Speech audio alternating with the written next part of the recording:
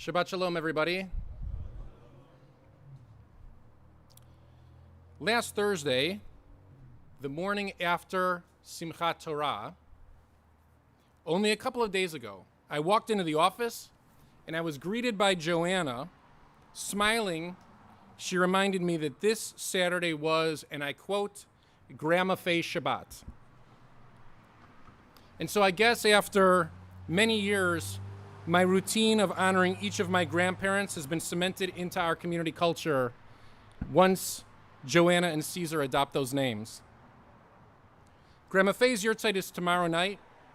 In our tradition, the Yurtzeit is the day in which we remember loved ones, and its date is determined by the process of end of life.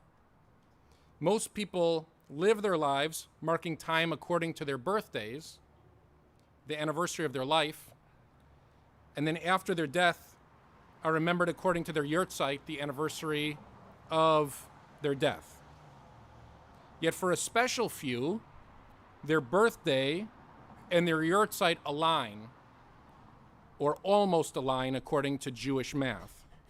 And that's considered to be a tremendous honor. In the Talmud Masechet Kiddushin, we learn that God calculates the life of a righteous person as having a complete number of days. We know, for example, Moses died on his 120th birthday. So he lived complete years. His years were birthday to birthday. And of course, we know Moses to be a righteous person. The Lebovitz Rabbi Menachem Mendel Schneerson, taught that the righteous among us live their lives to fulfill his or her mission. In that way, the tzaddik or a tzadeket, a righteous man or a righteous woman, lives complete or full years and dies on a birthday. Birthdays are a way of marking life. Yurtzeits are a way of marking death. When they coincide, the blessing feels like a blessing of everlasting life.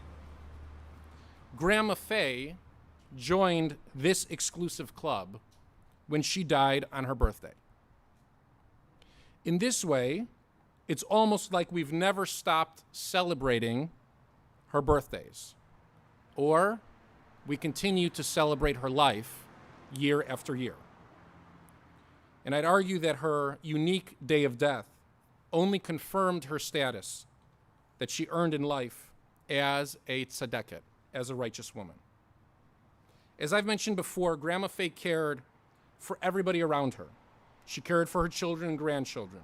She cared for children in school who needed a little extra help, whether that be an extra lunch or whether that be extra time practicing with the scissors. She always helped children.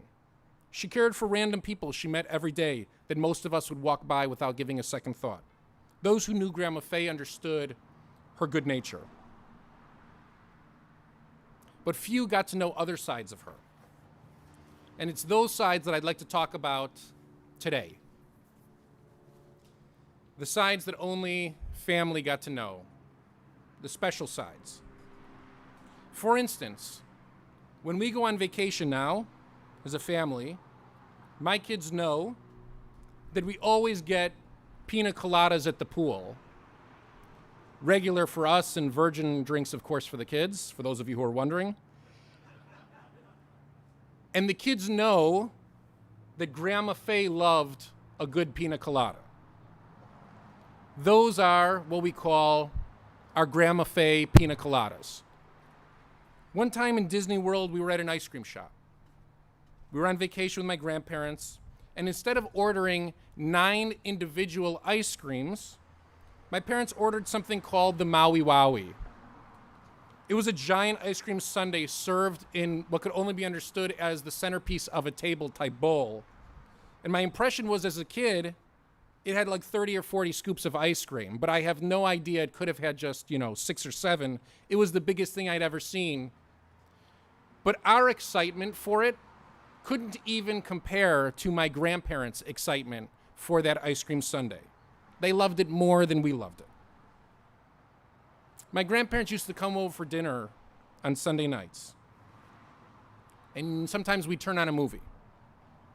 And they sat with us and they watched our movies. They never asked to watch their movies.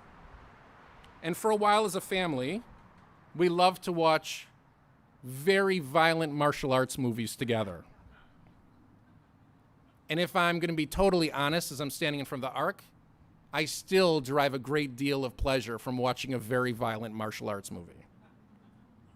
So I can close my eyes now, and I can hear Grandma Faye's voice saying, "Oy vey," every few seconds, during a bone breaking, "Oy vey," during teeth getting knocked out, "Oy vey." We were watching the movie Bloodsport, starring Jean-Claude Van Damme. He loses his vision temporarily, "Oy veysmir." But she never complained and said, "Turn it off." And at the end of the movie, she would walk into the kitchen for dessert with the rest of us, and she would talk to us about all those incredible scenes of violence as if she was one of the kids who really, really enjoyed it. Are these stories trivial? Do they matter? I'd argue they're the most special memories because they're the memories that people on the street could not have experienced. You see, what happens to most people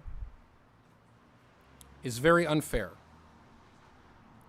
Remembering our loved ones according to the end of their life is not how most of us would want to be remembered. Hospitals and treatments is not what should be remembered, is not what should be discussed on yurtzites. Most of us would want to be remembered according to a picture we took earlier in our life.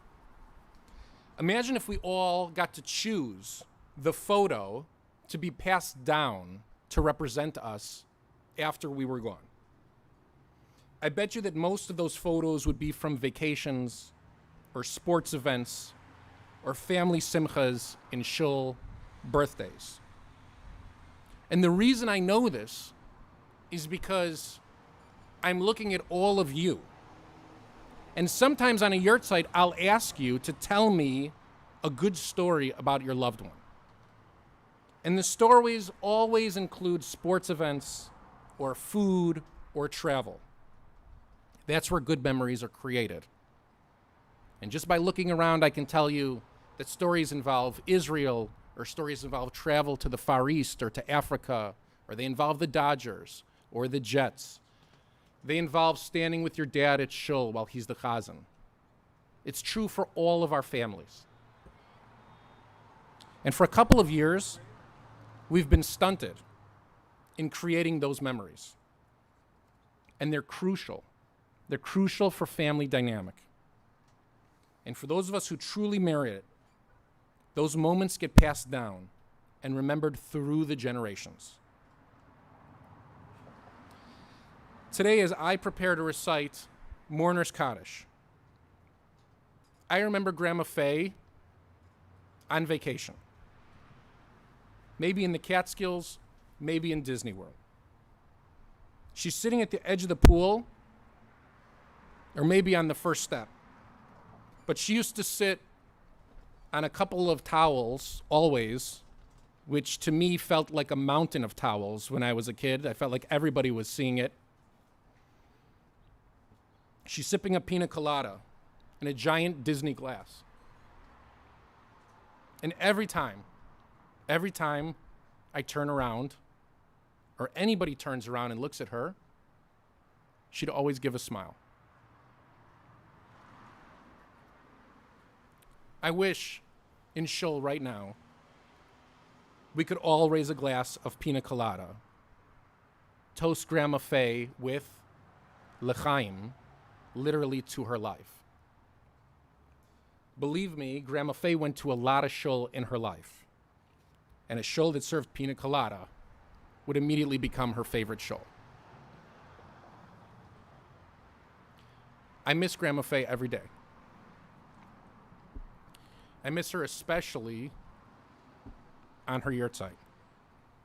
And I miss her on her birthday.